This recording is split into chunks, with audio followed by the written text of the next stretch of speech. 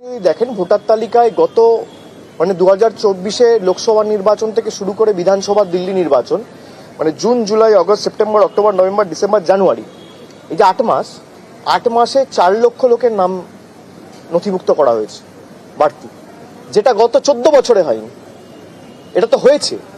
এবার এটা যারা ধরুন লড়াই করছে, এক্ষেত্রে বিজেপির সাথে লড়াই ছিল আম আদমি পার্টি হয়তো সেটা ধরতে পারেনি। আমি যেটা বললাম যে কিছু কিছু জায়গায় নিশ্চিতভাবে ওরা মানুষের কাছে সঠিক তথ্যটা পরিবেশন বা মানুষের কাছে পৌঁছাতে পারেনি বা অক্ষম হয়েছে। এটা তো স্বাভাবিকভাবে তাদের ব্যর্থতা, এটা অস্বীকার করার জায়গা নেই। কিন্তু এটা অনেক জায়গায় হয়েছে, যেমন নিউ দিল্লি অ্যাসেম্বলি কনস্টিটিউয়েন্সিতে বিধানসভায় আপনি যদি দেখেন যে 2020 নিরিখে প্রায় 20,000 ভোটার কমে গেছে, ভোটার লিস্টে 20,000 ভোটার কমে গেছে। আবার কিছু কিছু জায়গায় 30,000 ভোটার বেড়ে গেছে একটা বিধানসভায়।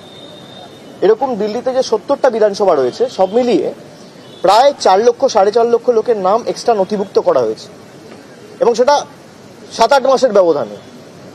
এটা আমার কাছে খুব একটা জেনুইন বলে মনে হয় না।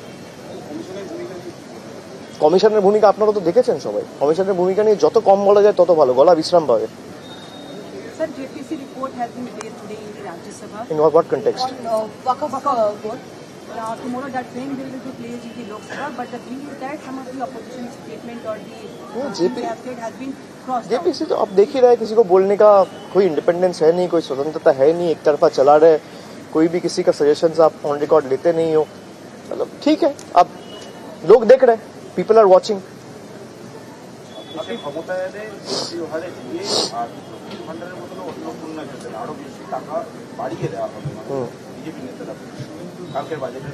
এই বিজেপি তো লক্ষ্মীর ভান্ডারের বিরুদ্ধে বলেছিল যে আমরা ক্ষমতায় লক্ষ্মীর ভান্ডার বন্ধ করে দেবো।